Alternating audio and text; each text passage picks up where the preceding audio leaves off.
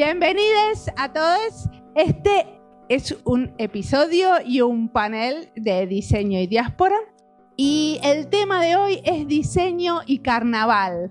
Cuando vine la vez anterior a Barranquilla fui al Museo del Carnaval, que me encantó y me fascinó. No tuve la suerte de ir de participar del carnaval. Entonces le propuse a Edgar que hagamos un episodio sobre el carnaval y él me dijo, sí, hay un montón de diseñadores y diseñadoras trabajando alrededor del carnaval, amigues. Así que fue muy fácil armar este panel y estamos contentísimos de que se pueda hacer hoy. Mi nombre es Mariana Salgado, esto es Diseño y Diáspora.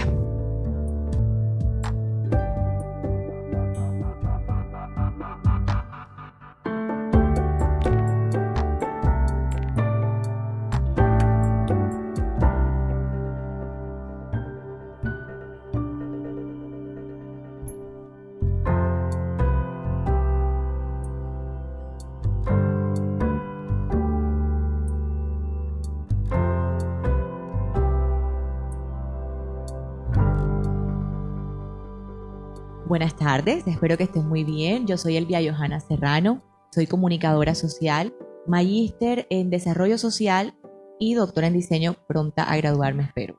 Mi vínculo con el carnaval, aparte de que me gusta las festividades, de que vibro con eso, de que hace parte de mí y de mi vida, está también porque viví en Galapa, que era un municipio netamente artesanal, y mi vínculo con los artesanos siempre fue de primera mano.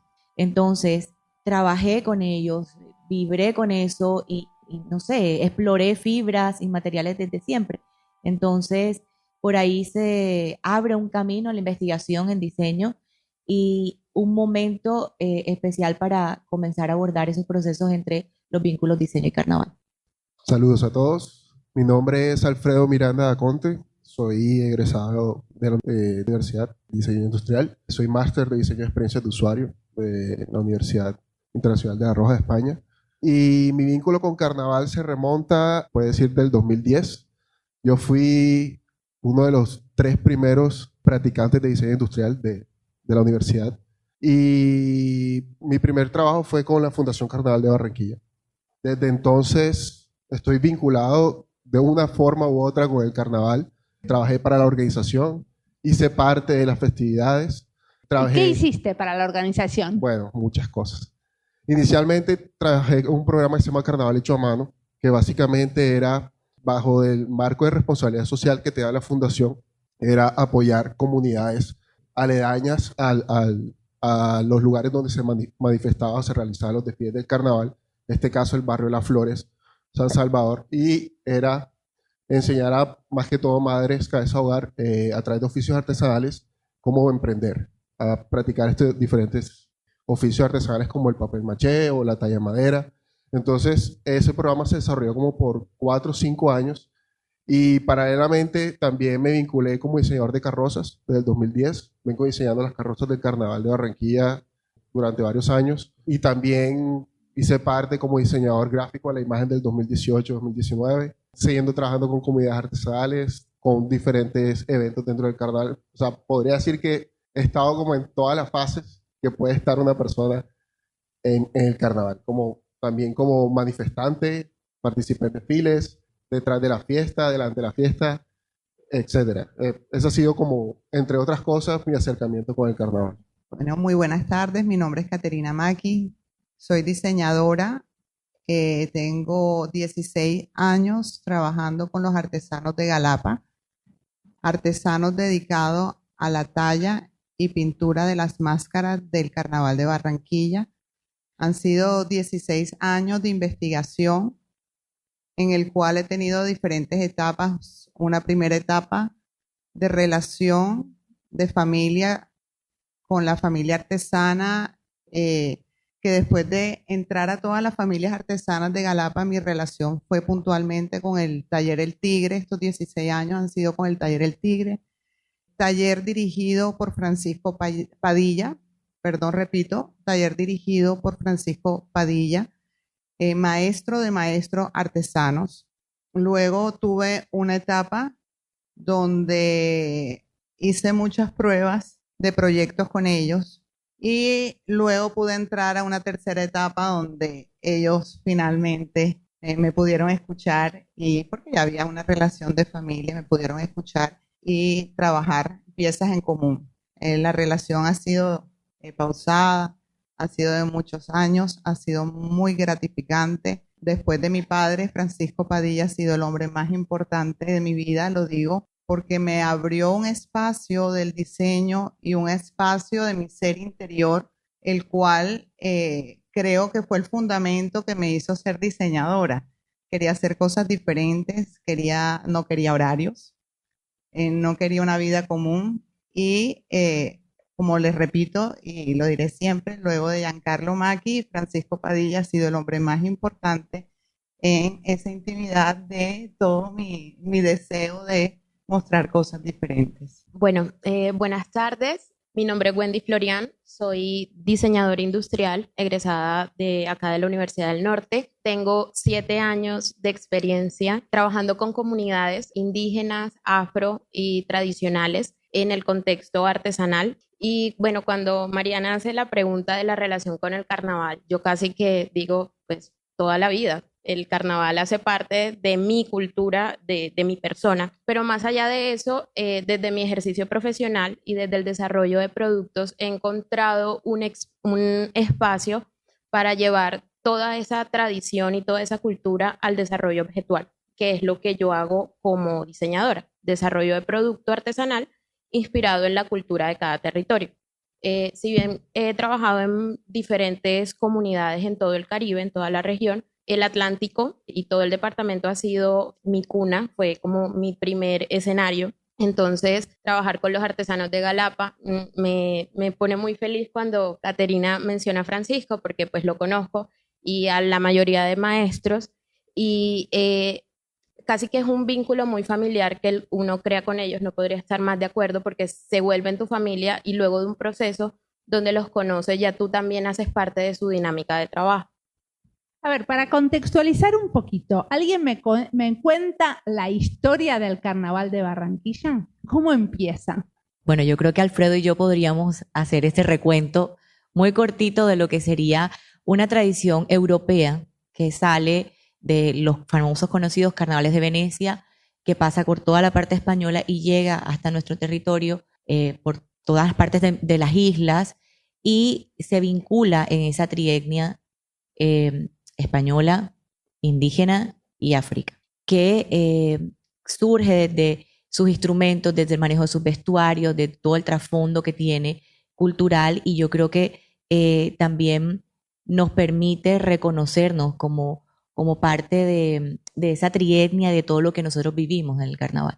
Yo creo que algo importante que podemos destacar del carnaval es que no hay como tal una fecha de origen, no hay una fundación del carnaval. De hecho, igual que la ciudad, no hay una fecha de fundación. El carnaval incluso nace antes de la ciudad y es, como dice Elvia, es una manifestación, una unión de 3 culturas totalmente diferentes que inicialmente se empezó a manifestar gracias también a lo que fue el sitio de Libres como tal, Barranquilla, antes de ser Barranquilla, que básicamente era un lugar de refugio de los esclavos cuando se escapaban de Cartagena o de otros lugares. Esa era su forma de expresión, de forma de liberarse, y eventualmente durante los años se empezó a organizar esto como una fiesta inclusiva y que, bueno, hoy en día es una fiesta declarada como Patrimonio Material Inmaterial de la Humanidad por la UNESCO en el 2004, 2003, si no estoy mal, y que hay muchísimos manifestantes hoy en día, miles y miles de personas que participan en el carnaval, así como ahí. ¿Qué hace del Carnaval de Barranquilla sea diferente a otros en Colombia? Yo creo que lo que hace es precisamente esa mezcla cultural y cómo ha ido evolucionando a través de los años. Otra cosa que también podríamos decir que hace al Carnaval de Barranquilla tan distintivo es el ingenio del barranquillero.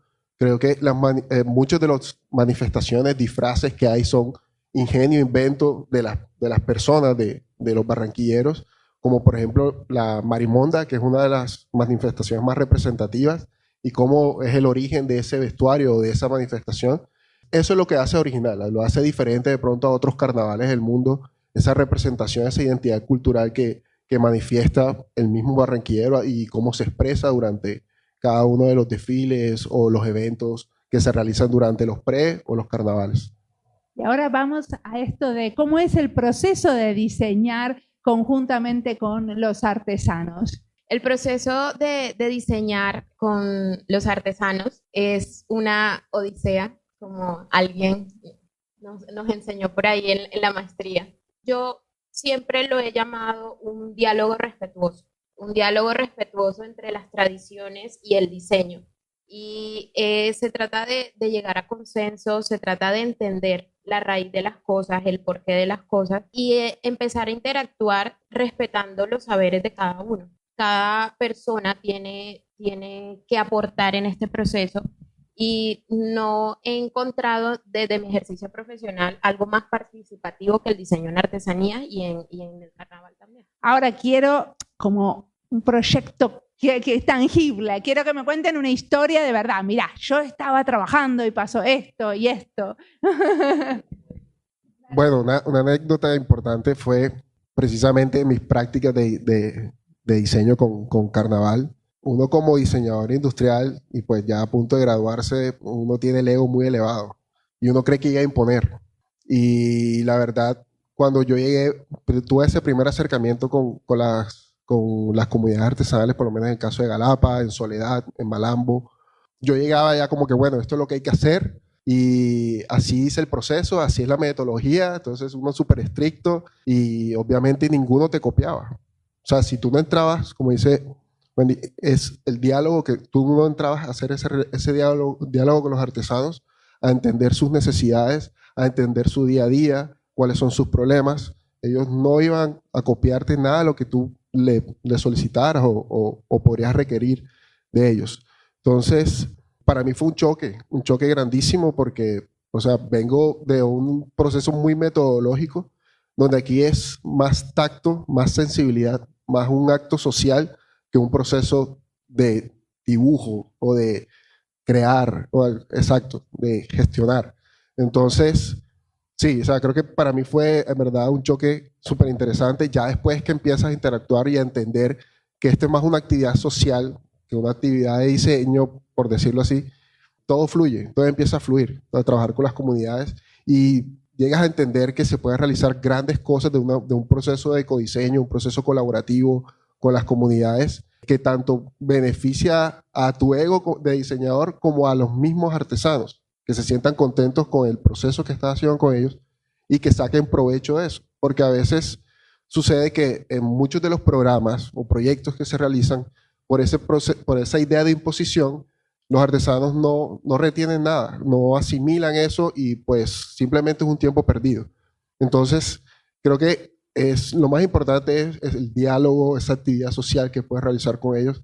Y bueno, o sea, le digo a todos los estudiantes que están a punto de salir, de ser egresados, ojo con el ego. En verdad eso es algo que hay que revisar, sobre todo si uno está trabajando con comunidades artesanales o vas a realizar alguna actividad social. Gracias.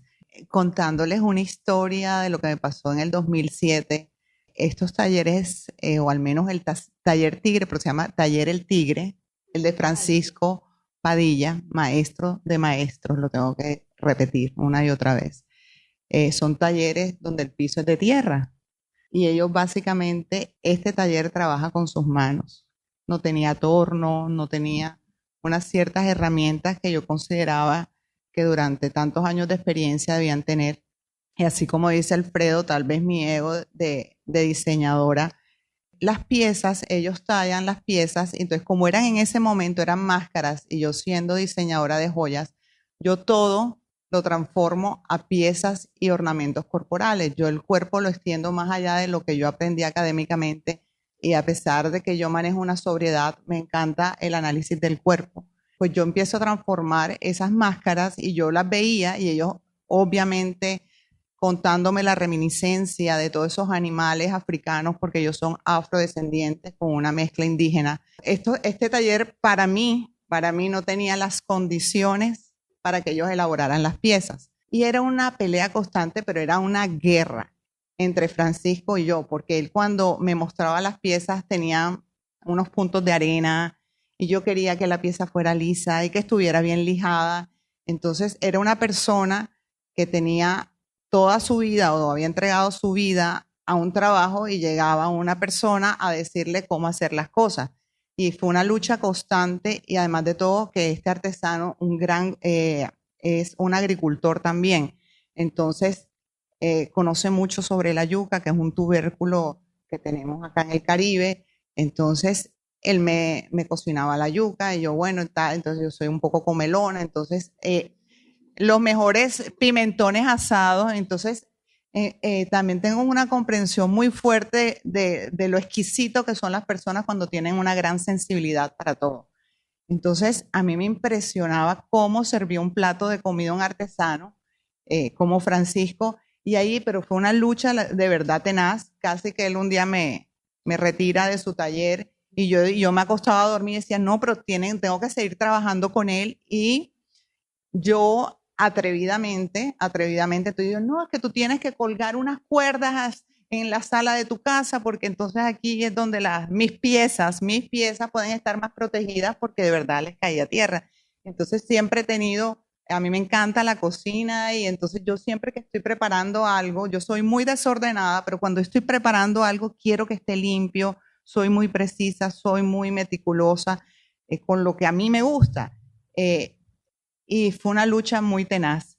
Y hasta que yo entendí y tanto, entonces ya nos habíamos vuelto familia, porque es que estamos en el taller, estamos todo el tiempo realmente discutiendo y peleando. ¿Qué entendiste? Entendí, pero eso fue en su mirada, es una persona encantadora, inteligentísima, no lo puedo dejar de nombrar porque yo digo, él es la persona que debería estar aquí y donde yo voy, quiero llevarlos a ellos. Me encantó la frase que colocaste que decía acompañar es diseñar. Jamás la había escuchado de esa manera, pero eso lo he entendido en este momento. Digo, si me compran, no me importa. Si me ven, no me importa. Si me reconocen algo, tampoco me importa porque son demasiados años trabajando. Pero lo que yo los tengo que llevar ellos conmigo porque se volvieron mi familia. Eso, entonces quería era contar que sí hubo un conflicto muy fuerte, pero lo que me preguntas, porque a veces uno se dispersa, es que ¿qué entendí? Yo lo pude sentir que estaba frente a un hombre totalmente arrogante, totalmente conocedor de su arte, que había entregado su vida y él no iba a permitir que nadie le tocara ese lindero. Entonces, cuando yo cedí, él creo que me empezó a escuchar un poco más, pero no porque no tengan la capacidad de escucha, porque ese creo que es un gran error que cometen los diseñadores. Ahorita por ahí escuché, no, es que ir donde lo he escuchado de diseñadores, es que ir donde los artesanos es todo un rollo, ellos no saben, no respetan, pero es que tú no puedes entrar a la casa de alguien porque es un taller dentro de un hogar y tú no puedes entrar a la casa de nadie a decir cómo se deben preparar las cosas, ¿cierto? Es eso, básicamente. Algo que siento que lo tratamos en toda la carrera, en el ejercicio profesional, es el contexto. Y bien dice el dicho, casa de herrero, cuchara de palo, porque cuando vamos al contexto y nos enfrentamos al contexto distinto, decimos, no, esto debe ser. ¿Cuál es el deber ser en realidad? O sea, ¿qué es eso que se llama deber ser? Y me lleva a mi primera asesoría en campo. Bueno, parte de mi trabajo es hacer talleres de fortalecimiento en diseño a grupos artesanales y yo me acuerdo que viajé en un bus con un video bin, jamás se me va a olvidar, hacia Galapa para proyectar una presentación de PowerPoint para explicarles, y esto es real, esto es 100% real, para explicarles porque la metodología pues es centralizada en Bogotá y la bajan a las regiones, y para explicar era un taller de color y fue el peor taller de mi vida. O sea, yo me sentí tan poco diseñadora, no, o sea, no sabía qué estaba haciendo, porque si bien hay un contexto y hay metodologías, eso no estaba para nada adaptado a las personas que iba a ser dirigida. Y ahí empecé como a ser un poquito, se podría decir, rebelde con las herramientas que me planteaban desde mi trabajo, porque siempre las he ido modificando mucho y yo en este momento viajo más ligero, sin ese video bin estruendoso, era una cosa pesada, y sin computador también. Y entendí que cuando tú entras a una comunidad tienes que hablar en sus términos. No se trata de imponer, se trata de orientar, se trata de acompañar. O sea, es una frase que está perfectamente dicha. Y entregarle lo que tú sabes, pero entendiendo que ellos también tienen algo que aportar en ese proceso. Es que la sinergia que se va creando y las herramientas también se van creando de acuerdo al contexto. Una comunidad al sur del Atlántico no entiende igual de pronto que en Galapa, y no quiere decir que estén ni más ni menos, solo que tienen habilidades y formas de aprender distintas. Bueno, dentro de mi experticia en el tema de investigación, diseño, artesanía del Carnaval de Barranquilla, a mí me ha interesado mucho que mis estudiantes de chiquititos, de una asignatura, por ejemplo, de historia del diseño, que son de primer semestre, tengan ese vínculo con el hacer. Entonces, es salir de la teoría, irse a la praxis, a ver qué está pasando en el campo. Y fue muchas idas y venires de chicos llegando en este caso, al taller Congo Real, que tiene una fundación que crearon que se llama Fundación Congo Real, Luis Pertús y su hija Luisa Pertús, y hacen una experiencia de artesanos por un día. Entonces, chicos diseñadores que eran mis estudiantes se iban y trabajaban de la mano con el artesano y desde el lijado inicial de una pieza, desde la construcción del color, de la forma, que una vez lo comentábamos con Caterina, y qué signos tiene dentro de la máscara y cómo se maneja ese color, y para ellos tiene un significado distinto que para los chicos en la aplicación de color dentro de la teoría. Y eso les permitía a ellos conocer ese mundo y un poco también ir sensibilizando e ir bajando esos egos de los que hablaba Alfredo al principio, y es una comunidad tú a tú dentro de la revisión de lo que nosotros podríamos hacer, academia y entorno social. Y ahora quería ir a un tema como que está así como un poco calentito cuando uno trabaja con comunidades, es el tema de la apropiación cultural.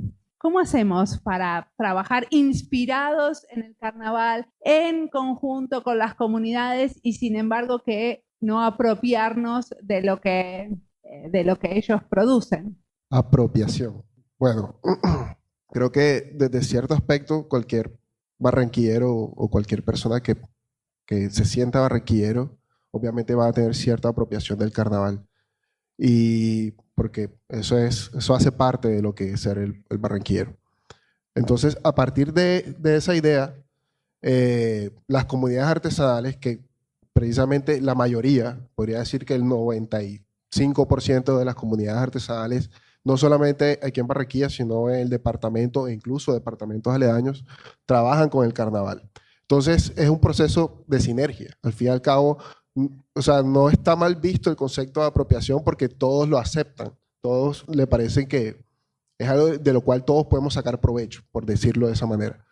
Entonces, incluso desde la academia también lo hacemos. Aquí en la universidad, muchos de los proyectos que los estudiantes han realizado están enfocados en carnaval, hace parte de su identidad también. Entonces, por ese lado, no creo que de pronto el tema de apropiación, que algunas personas de pronto pueda ser mal visto, aquí no. O sea, considero que incluso los artesanos, ellos son muy abiertos, las comunidades artesanales son muy abiertas en colaborar con las personas, con nosotros los diseñadores, para crear cosas diferentes. Yo, de todos los maestros artesanos, con el maestro Francisco, también con su hijo Fernando, que he trabajado, con el maestro José Llanos, que de los pocos maestros que tienen medalla de la maestría artesanal aquí en el Atlántico, está el maestro Francisco, el maestro José Llanos, entre otros maestros que son pocos. Bueno, Manuel Pertús, que Manuel Pertús es discípulo del maestro Francisco, y creo que Manuel es uno de los artesanos que más ha sabido aprovechar el oficio en el aspecto comercial, tanto que exporta a nivel internacional a Europa y a otros países en el mundo. Ellos siempre están abiertos a la disponibilidad de trabajar con los diseñadores, con las nuevas personas que de pronto quieran acercarse a ese concepto del carnaval y de la artesanía. Entonces creo que por ese lado, más que todo es una ganancia la apropiación como tal que puedan tener con respecto al carnaval.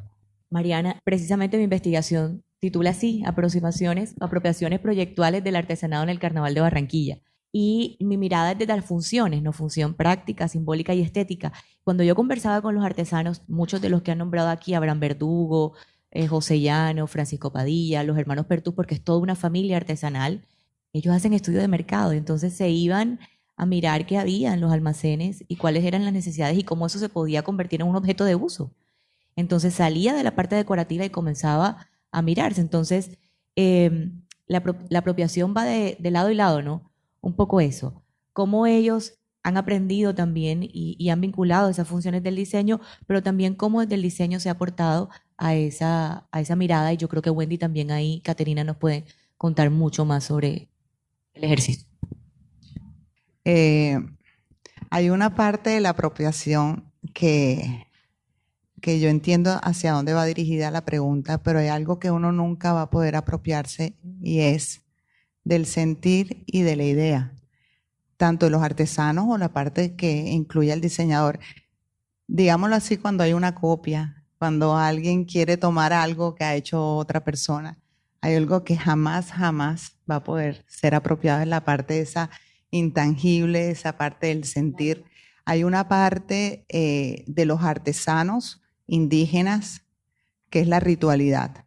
Es como su religión, ¿cierto? O sea, cuando ustedes tienen una creencia, eso es un sentir tan fuerte que ahorita lo estábamos hablando, que en el tema no quiero nombrar ninguna empresa, no quiero nombrar ningún organismo. Siempre lo digo públicamente porque me encantaría que me tomaran esa idea. Cuando vemos cualquier objeto artesanal, hay algo que nunca se marca y es que es hecho por manos de esa comunidad. Vemos la pieza formal, vemos el objeto, vemos la materialidad de lo que se ha construido, pero hay muchas imitaciones, ¿cierto?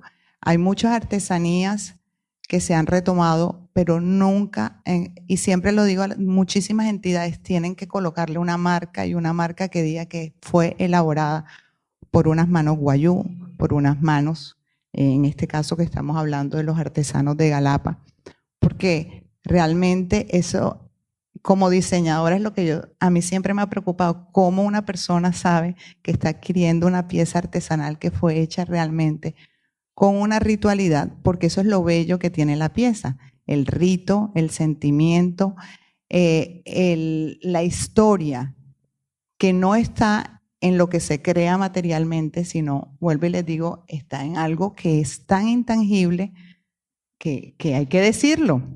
Entonces, la pieza en sí es insuficiente para transmitir toda la información que tiene.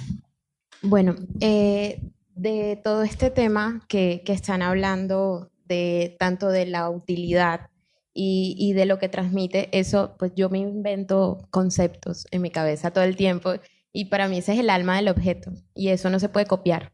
Y algo que pasa mucho en Galapa, por ejemplo, pasa en otras comunidades en el Caribe, pero en Galapa pasa, y es que la forma de pintar un tigre de cada taller es distinta, la forma del torito de cada taller es distinta, la simbología, exacto, el grafismo para representar cada animal con cada uno de los talleres es distinto. Entonces, bueno, para mí que es un ejercicio diario, de pronto para Alfredo también puede pasar, y es para mí fácil reconocer cuál es la pieza de Francisco, cuál es la pieza de Manuel, cuál es la pieza de Luis, que son hermanos, y cuál es la pieza de Fernando, que esas son súper distintivas, porque han creado una identidad propia dentro de eso. Pero más allá, se trata también de no perder el norte, porque ellos están enmarcados en una identidad y desde pues, mi ejercicio nuevamente, sin entrar a decir, ustedes tienen que hacer esto, es como también invitarlos a la reflexión de qué estás hablando a través de tu objeto, qué está diciendo tu artesanía o qué está diciendo tu máscara que la hace tuya, que todo el mundo la puede identificar. Y yo creo que a través de un intento de representarse ellos o de tener una identidad y un espacio individual, se despojan de eso de voy a hacer lo mismo que está haciendo aquel. O sea, no entran en ese ejercicio de copiar entre ellos porque cada uno está buscando su propia identidad. Muy bien, entonces vamos a mi última pregunta, antes de ir a las preguntas de los montón de barranquilleros que tengo acá. Y es, ¿Cómo les parece a ustedes que en el futuro podemos abrir nuevas puertas a diseñadores y diseñadoras en el carnaval? ¿No? Hay nuevos espacios de diseño que podrían abrirse. Uno que estuvo muy claro, ¿no? Es esto de acompañar a las comunidades artesanas. Vos, Alfredo, que estás trabajando desde el carnaval, pero a todos les digo, porque me parece que hay como se puede ver el carnaval desde diferentes ángulos. Sí, precisamente como decía al principio, yo he trabajado en varias vertientes que podrían contribuir al carnaval. Como les dije al principio, trabajé en proyectos sociales de emprendimiento, como lo fue Carnaval Hecho a Mano. De hecho, también trabajé con Artesanías del Atlántico y también Artesanías de Colombia. He trabajado con las tres entidades. Desde la parte política también trabajé con la Secretaría de Cultura, en la cual reelaboramos un programa que se llama Casas Distritales de Cultura, de los cuales también apropiamos con maestros artesanos formación no formal, como se le dice dentro del programa, aprovechamiento del ocio para la comunidad general barranquillera, en el cual había más de 25,000 beneficiarios de estos cursos libres en los cuales ellos podrían aprender papel maché, podrían aprender talla de madera, aprovechamiento de recursos renovables, entre otros. Entonces, el futuro para el diseñador dentro del contexto del carnaval, dentro de la experiencia social, política, el diseño como tal, es amplia. Desde el mismo Carnaval S.A. también trabajé como diseñador de carrozas durante varios años, como coordinador de carrozas.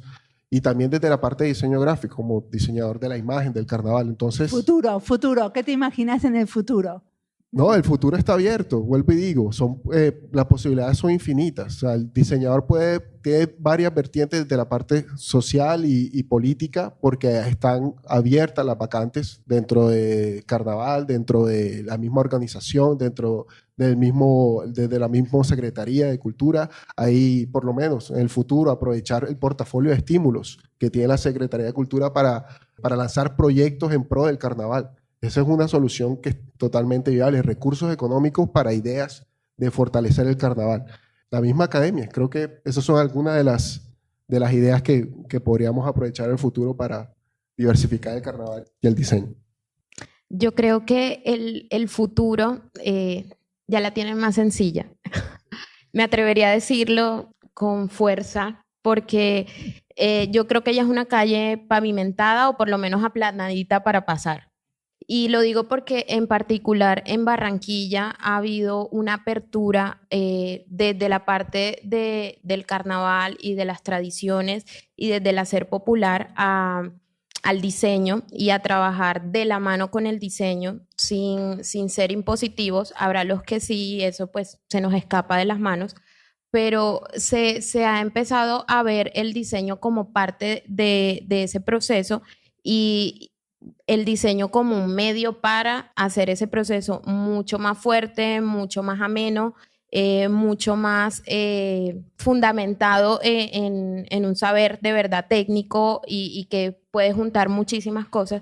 Entonces, yo creo que el futuro está lleno de posibilidades y más que posibilidades de temas muy, muy tangibles en el desarrollo de productos y de todos los sectores del diseño, porque es que acá yo creo que hay un ejemplo desde la investigación, desde la academia, desde el diseño de joyería, desde el diseño de indumentaria y desde el diseño de productos.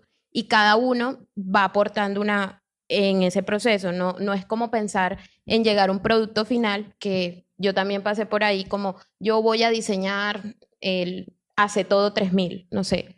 Porque uno cuando acaba de salir, uno quiere hacer eso, pero es saber que en cada proceso uno aporta y tiene un producto, sea una metodología, sea una forma pues, de hacer las cosas, sea un producto final que inspire, que comunique, que resalte. Entonces es más como empezar a entender que el diseño aporta en productos, es más bien saber qué tipo de productos se pueden ir creando. Bueno, a futuro lo veo en el diseño y una cosa que también hemos conversado con mis compañeros panelistas y es el tema del relevo generacional, ¿no? Estos artesanos que están ahora no van a ser eternos, sus hijos han hecho parte del proceso, pero ya como diseñadores industriales, como artistas plásticos graduados, y efectivamente su concepción y su mundo y su vínculo con la artesanía es distinto, así tengan la parte de tradición. Entonces veo un diseño mucho más respetuoso con el hacer y mucho más sensible, ¿no? Los diseñadores mucho más sensibilizados con el tema de no pensar en el otro como un X al que yo quiero dominar, por así decirlo, sino con el que yo puedo trabajar y acompañar como lo hemos conversado. Y me permito acuñar una frase de Octavio Paz que se le dice a él, que define la artesanía así: entre el tiempo sin tiempo del museo y el tiempo acelerado de la máquina, en la artesanía palpita el tiempo humano. Y eso me parece precioso. Y yo creo que hacia ese camino podríamos apostarle, a que estamos trabajando con seres humanos que vibran y que trabajan todo el tiempo en función de una tradición cultural que nos hace lo que somos hoy. Bueno, yo estoy de acuerdo, pero también pienso que Barranquilla es una ciudad muy joven, con un carnaval muy joven, y que para el futuro, para los diseñadores y espacios que he encontrado yo, porque realmente cuando llego donde los artesanos de Galapa, porque es que yo trabajo con los artesanos de Galapa. Yo pensaba que ellos trabajaban para mí, pero yo trabajo para los artesanos de Galapa porque mi primera función es mostrarlos a ellos. Encontré que solamente hablando del tema de esa artesanía, son 24 máscaras y yo cuando los conocí, yo dije, wow, tengo 24 máscaras para trabajar. Y me he pasado 16 años trabajando en 3 máscaras, de las cuales me atraparon y no he podido salir. Es la del toro, la del tigre y la de la cebra. ¿Ok?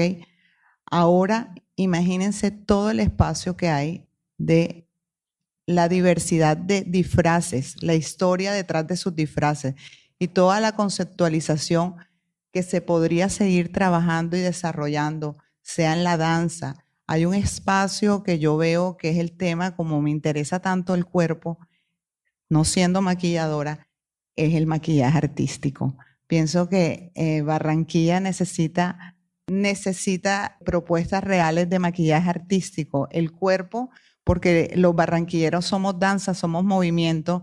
Entonces, y ustedes como diseñadores, no sé si aquí hay diseñadores industriales, diseñadores gráficos, la propuesta del estudio gráfico, si ustedes se van a los artesanos de Galapa, les dejo ahí que hay 24 máscaras para rescatar la gráfica que se ha perdido también en el tiempo, porque lo que nosotros vemos no es lo que fueron esas máscaras. No existen documentos visuales, pero hay una tradición oral que se puede rescatar. Así que con solo estudiar un disfraz del Carnaval de Barranquilla, un diseñador tiene para producir el resto de su vida y poder realmente al mundo darle a conocer lo que hay aquí en el Caribe colombiano. Yo quiero aprovechar para dar 2 cuñas con respecto al maquillaje corporal. Está una de las manifestaciones más famosas que se ha hecho durante los últimos años, que es Selva Africana. Precisamente Selva Africana es una danza folclórica de Galapa, el cual es baile con instrumentos africanos, tambora, y este caso es de José Llanos, que es uno de los maestros artesanos, y su hijo abanderado, Luis Demetrio Llanos, artista plástico. Él empezó a estudiar arte y quiso innovar dentro de su danza, dentro de su manifestación, y empezó a hacer maquillaje artístico sobre los bailarines. De hecho, es hoy en día de las manifestaciones más vistosas, mejores fotografiadas y que gana premios de fotografía alrededor del mundo. Entonces, eso en verdad es un punto de innovación del cual Caterina dice que es algo importante. Debería haber más propuestas de este estilo, porque es cierto, hay muchas cosas que se han quedado en el tiempo, de pronto no han innovado, que podrían conservar todavía cierta tradición, pero es importante en algunos aspectos innovar. Y la segunda es con respecto a la segunda cuña, es con respecto a esas máscaras que en verdad no hay cierta documentación o no hay algo que, un repositorio donde podamos ver cómo eran las máscaras hace 100 años.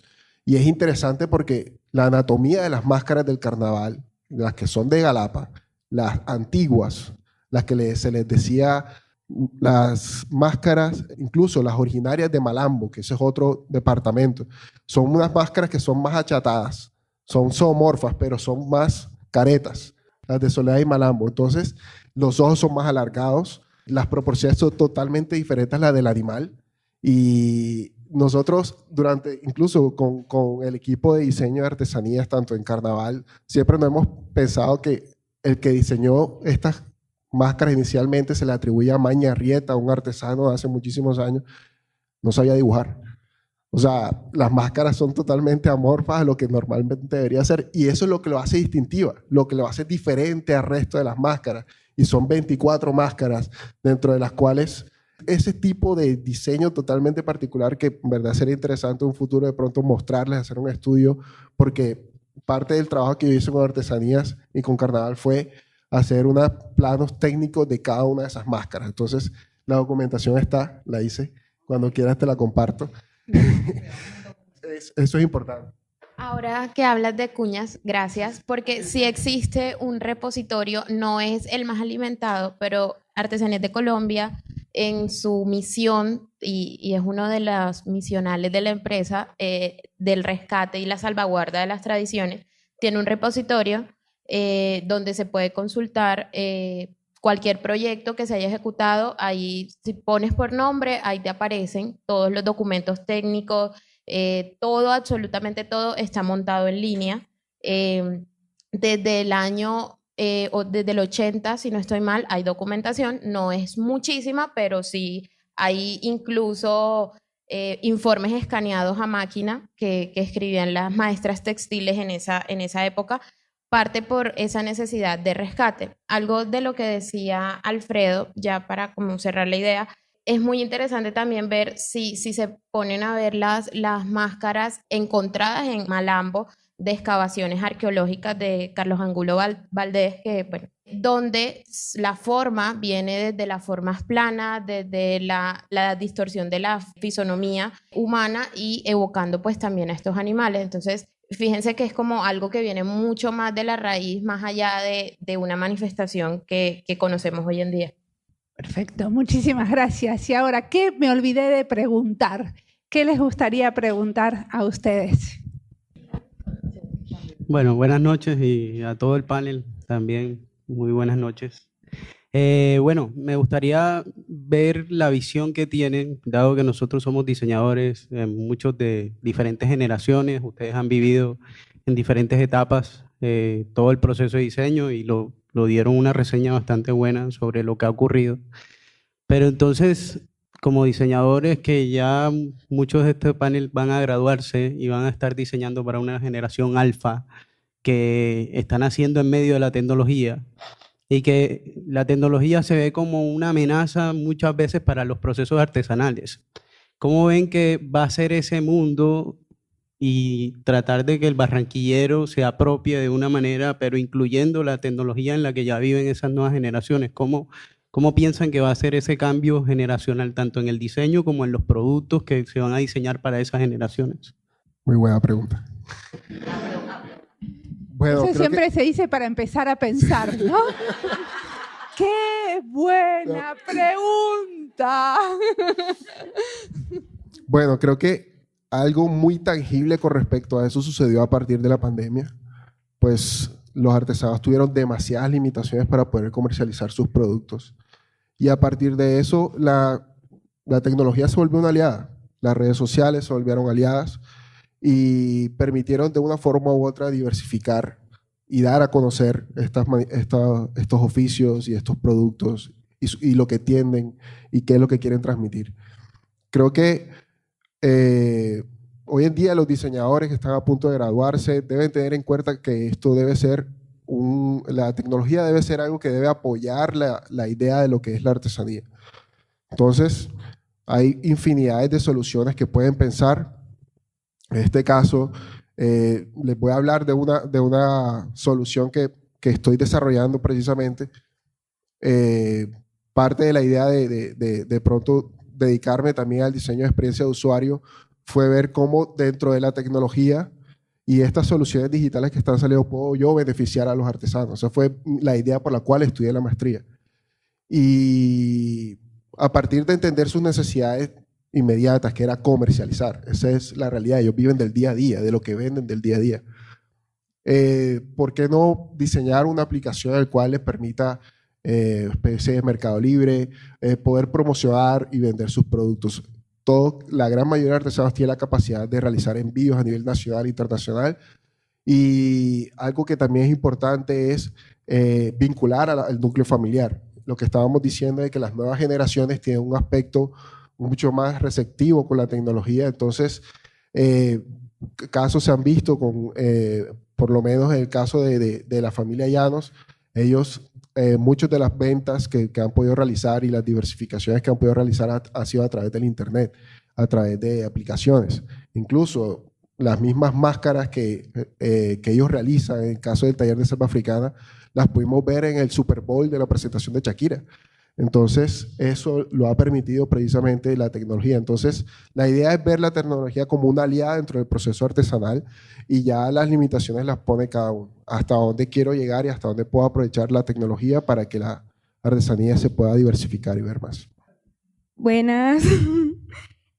Mi pregunta sería, ¿cuál sería el consejo que le darían a los nuevos diseñadores que nos estamos formando en el caso de que nos gustaría involucrarnos en el ámbito del carnaval?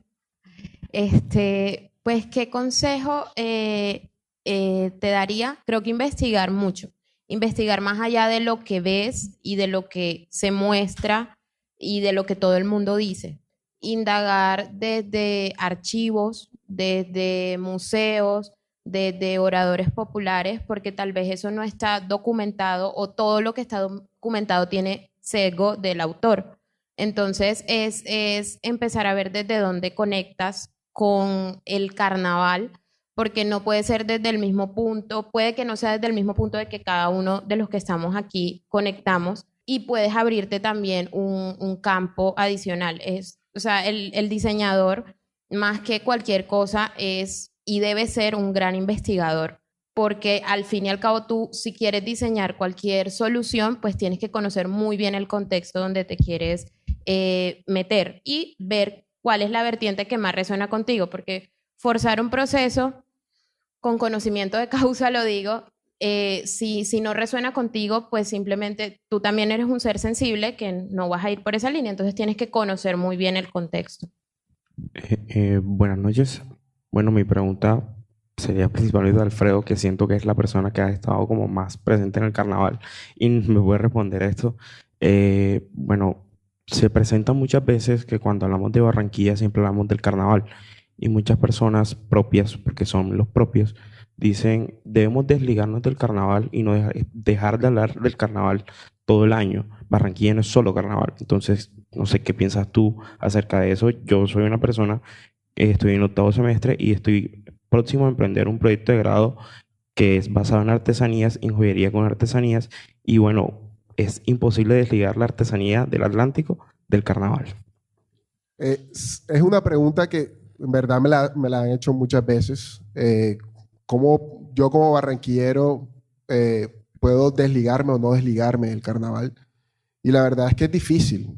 O sea, es difícil que cuando tú dices que eres barranquillero, alguien no te identifique por el carnaval de Barranquilla. Y eso está bien. Hay gente que no le gusta el carnaval. Es totalmente válido. Sin embargo, creo que a eso vamos con también el tema de apropiación en cierto aspecto. Creo que la libertad que nos da el carnaval precisamente es que, o sea, no tenemos que llevar como un letrero o algo que nos vuelva como pregoneros del carnaval, porque ya de por sí existe, a pesar que no lo quieras. Es difícil desligarte del carnaval. Tengo amigos que no les gusta el carnaval y no tiene nada que ver. Generalmente cuando llega la fiesta se van de viaje y es totalmente válido. Hay otras personas como yo y mis compañeros panelistas que lo vivimos de otra manera totalmente diferente. Para ti que estás desarrollando un proyecto con base al carnaval, lo que te puedo recomendar es, el carnaval está en todos lados. Está en Barrio Abajo, tú llegas y ves carnaval. En Montecristo, otro barrio que también están toda la comunidad de artesanos, tanto de Barranquilla como de Soledad, como de Galapa, que te pueden instruir, te pueden dar conocimiento y tienes la misma casa del carnaval, la misma empresa de carnaval que te da toda la información en el Museo del Carnaval. Vuelvo y digo, es algo que depende de pronto de cada uno, si se quiere sentir apropiado o no de la fiesta, pero en tu caso, que sé que vas a hacer un proyecto, entonces puedo suponer que te gusta el carnaval. Entonces, lo que te puedo recomendar es eso.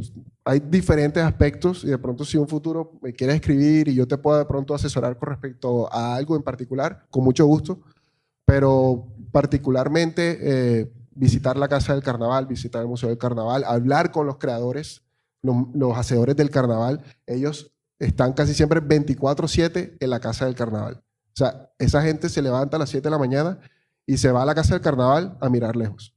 Pero porque es algo de costumbre para ellos. O sea, es un espacio para hablar con sus compañeros líderes de tradición. Entonces vas a encontrar mucho conocimiento y mucha identidad en esos espacios. Entonces, por ese aspecto, te vuelvo y digo, es difícil desligarse del carnaval a pesar que no lo quieras. Te va a identificar si eres de Barranquilla, pero eso no te va a afectar, no va a hacer nada y no va a cambiar nada al respecto.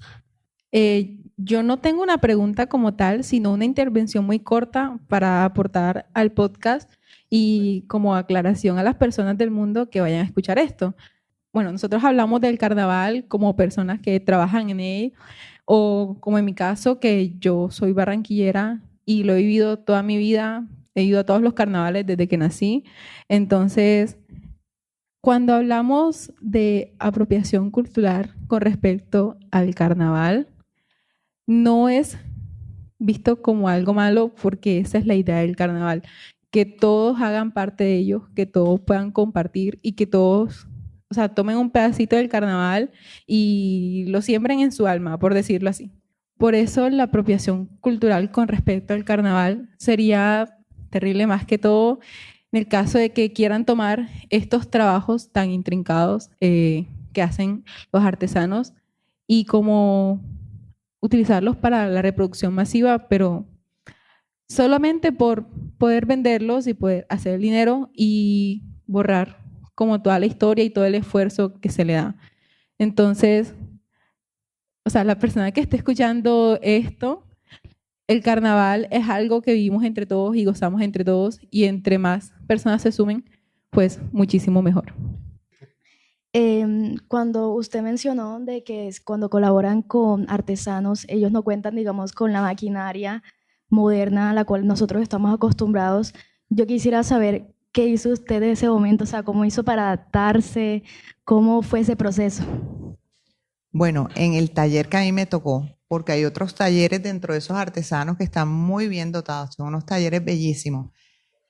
Lo que pasa es que yo me enamoré, eso es una relación diseñador-artesano, y yo he ido a otras comunidades, esta es con la que más he trabajado, y yo me tomo mi tiempo en recorrerlos, y a mí me gusta trabajar muchísimo es con ese artesano de origen, entonces yo llegué a ese taller y decidí trabajar con esos artesanos. Ese era el taller que no estaba dotado. Podría entrar porque sí, traté de buscar dinero, traté de buscar presupuesto para poder, pero supe que ellos habían tenido en algún momento sus maquinarias y hay situaciones económicas que a veces las tienen que vender, ¿ok? Pero ya esos son otros aspectos que en estos momentos no quiero tocar, pero sí indagué por qué no las tenían, pero sí en algunos momentos las tenían, y ese taller teniendo esa fortaleza, esa creatividad, y quiero nombrar a Kelly Padilla, que para mí, poco o mucho conocimiento, es la mejor artesana que tiene Galapa, siendo una mujer, o sea, siendo un oficio de hombres. Esta mujer lo que hace con su cabeza y lo que hace con sus manos es extraordinario. Pero fue ese taller puntualmente, porque los otros, ¿cierto? Los otros talleres. Cuando uno llega, yo, pues, más allá del Atlántico, cuando uno llega a una comunidad de cero, me toca mucho dejarlo de ver como una falencia. Eso lo aprendí por acá con David, porque yo sufría mucho por eso. Es decir, no tienen esto, no tienen lo otro, falta aquello, y me quedaba en la falencia, y el diseñador debe ir a la solución de eso que vemos como un problema, es resolver con lo que ellos tienen. Es resolver con las herramientas pocas o muchas que ellos puedan tener, porque, no sé, hace mucho tiempo no visito a Francisco, por ejemplo, y sé que él es uno de los que menos herramientas tiene, pero créeme que eso él no le importa.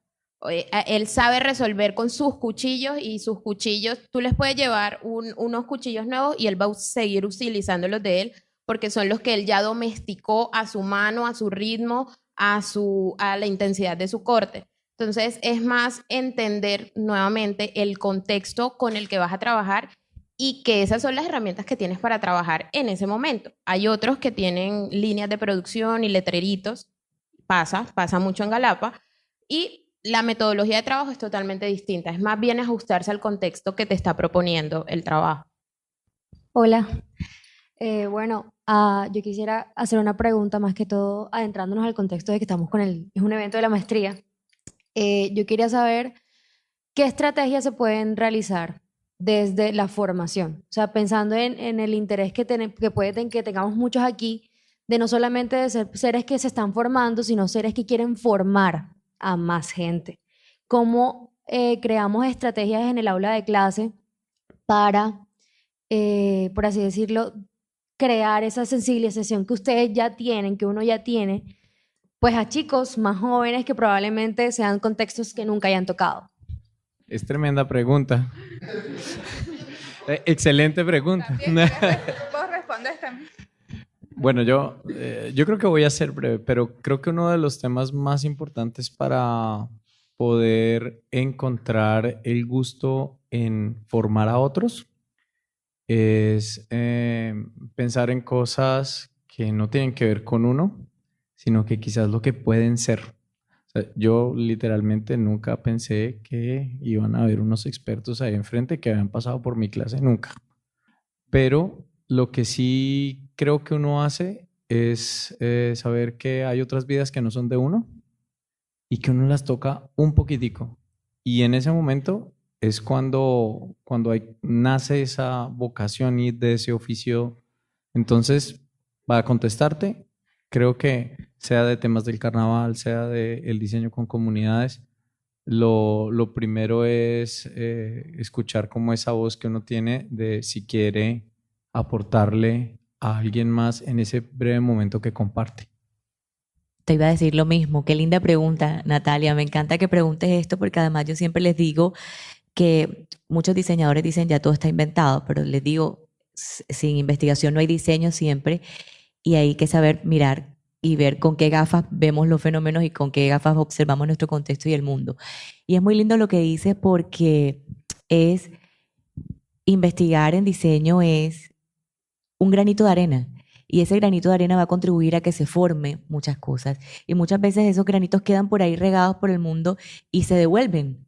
Y va uno encontrando por el camino esos cambios que digo, en algún momento van a servir para que esto sea mejor, que finalmente es lo que muchos de nosotros quisiéramos. Entonces, construir un mundo mejor para vivir y que a partir del diseño lo podamos hacer. Acuérdate que es la distancia entre un real existente y un real posible, como decía Jean-Paul Sartre.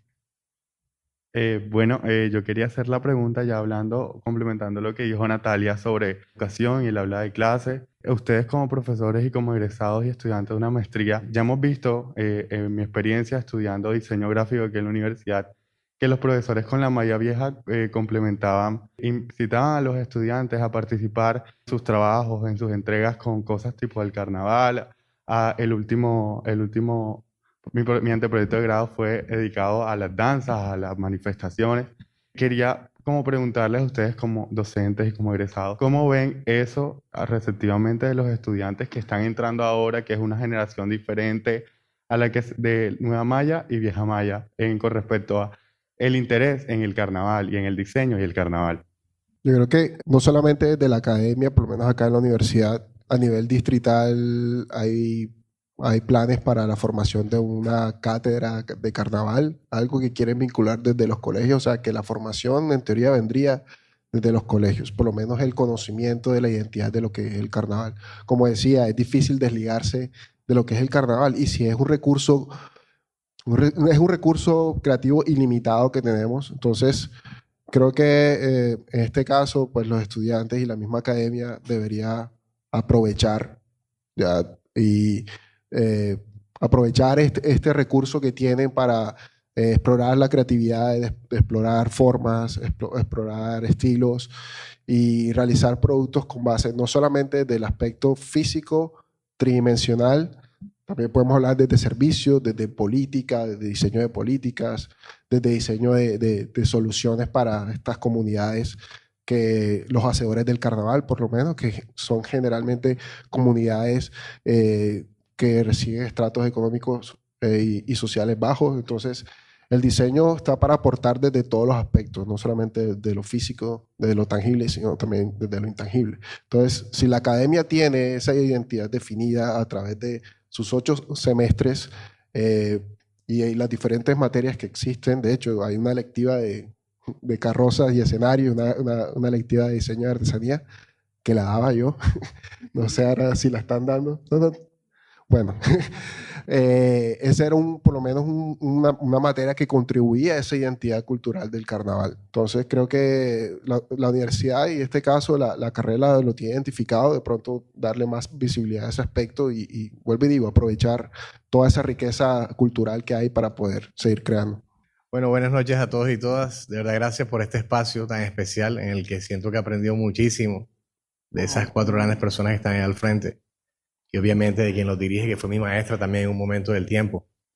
La pregunta que tengo es una reflexión que me surge porque con esto la emergencia de la inteligencia artificial, que ha generado como un asombro en todas las disciplinas proyectuales, también se ha visto que ha potencializado las ediciones limitadas de aquellas cosas hechas a mano, cosa que me parece genial.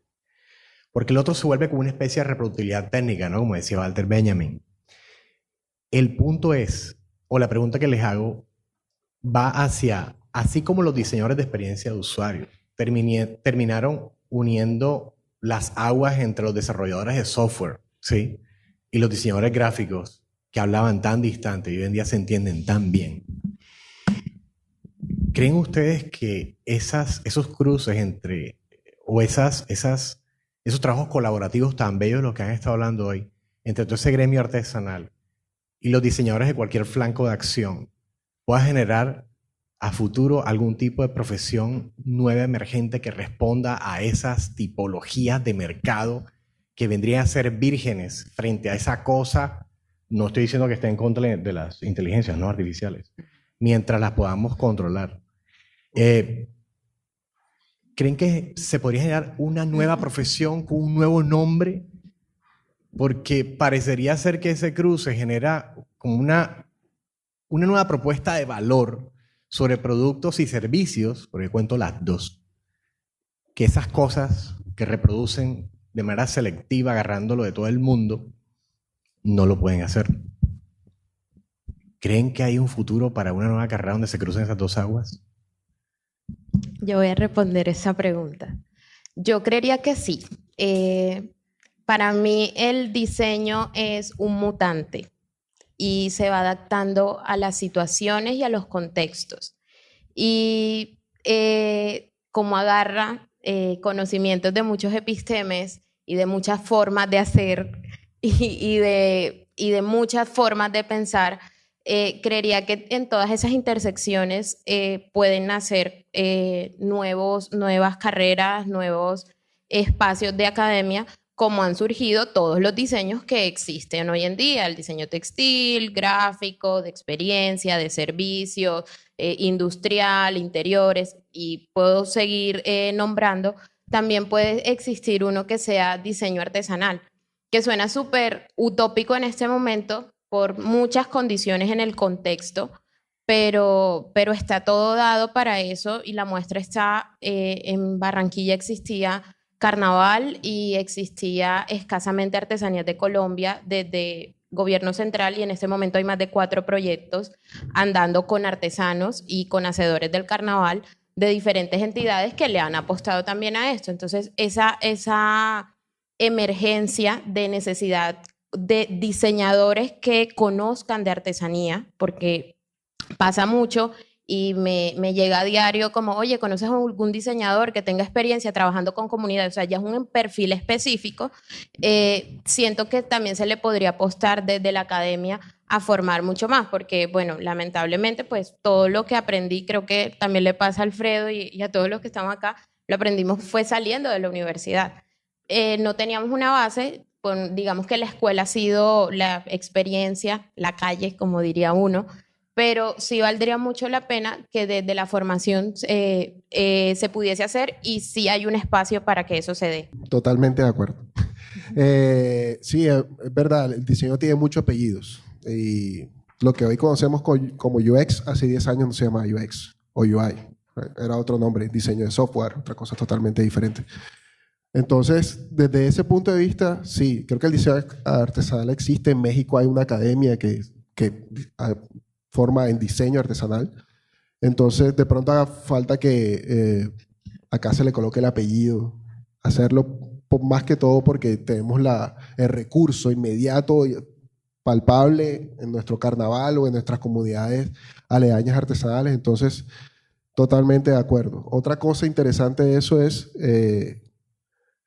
ese gap, esa brecha que puede haber entre lo que es la inteligencia artificial, eventualmente lo que pueda suceder con las actividades físicas, como en este caso es la artesanía.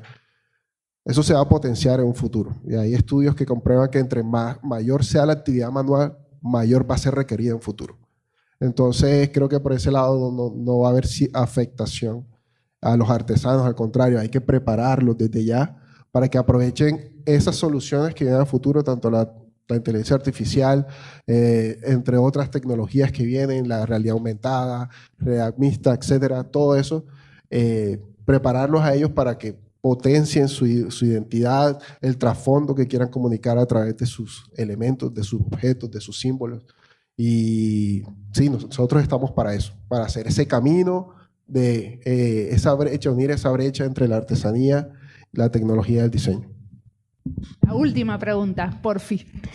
Bueno, hola, para cerrar entonces con esta pregunta, me gustaría saber qué estrategias se están implementando o se pueden implementar para llevar esta cultura del carnaval más allá del contexto Barranquilla o el Caribe. Porque, por ejemplo, para personas que quizás no son de Barranquilla o incluso algunas que son de acá, quizás no vibran o no sienten, vibran como dijeron ustedes, o sienten el carnaval de la misma forma como ustedes lo hacen. Entonces, me gustaría saber qué se podría hacer para que, por ejemplo, yo no soy de acá de Barranquilla, yo pueda, vibrar de la misma forma en la que ustedes lo hacen, con todo este contexto, con todo este tema que tiene un trasfondo cultural muy, muy bonito.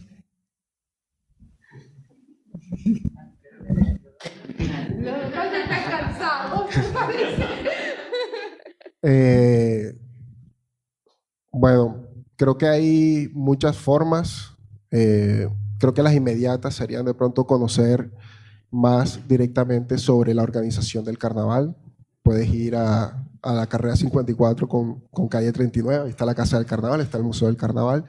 Ellos te van a brindar toda la información que necesitas para saber del carnaval, las diferentes manifestaciones. Incluso si quieres conocer a los mismos hacedores del carnaval, los vas a encontrar allá. La organización como tal y el distrito como tal tienen estímulos económicos para personas que quieran contribuir al carnaval. Entonces no necesariamente tienes que esperar a que sean carnaval para poder también contribuir de esa manera.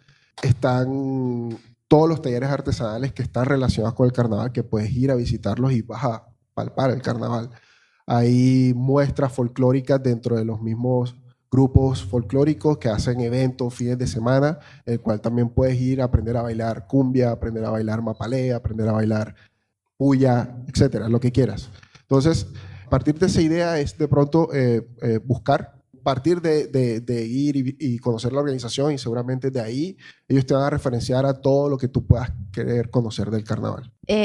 Bueno, ya para cerrar esta idea, hablaba de estrategias como de cómo entrar, y yo creo, desde mi opinión de diseñadora, estudiante de la maestría, pues desde mi experiencia laboral, que la clave está en la experiencia, en que puedas experimentar entender cómo se experimenta para así poderlo propagar, porque sí es verdad, personas que no sean de aquí no pueden vibrar de la misma manera, sí, eso no es, pues hay que hacer paz con esa idea, pero tal vez brindarle una experiencia y de verdad que ahora sí ya lo puedo decir con conocimiento de causa, entrar a estudiar una maestría en diseño e innovación siendo diseñador, pues te abre la mente, te empieza a sembrar ideas. Hace un mes estaba pegada en los epistemes, de dónde, la mitificación y no sé qué, y ahora estoy pensando en la experiencia y es precisamente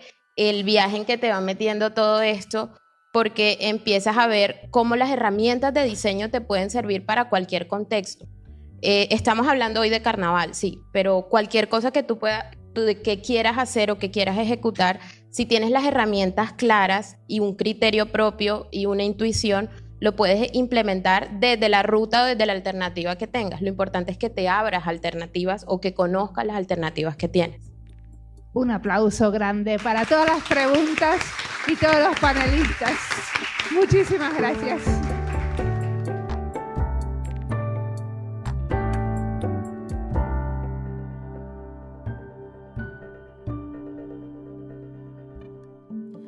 Como siempre, la música del podcast es de Antonio Zimmerman, el diseño de sonido es de Andy Fechi.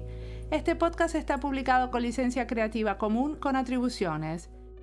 Esto fue Diseño y Diáspora. Pueden seguirnos en nuestras redes sociales, en YouTube, Instagram, LinkedIn y Twitter, o visitar nuestra página web diseñoydiaspora.org. No olviden recomendarnos. Nos escuchamos en la próxima.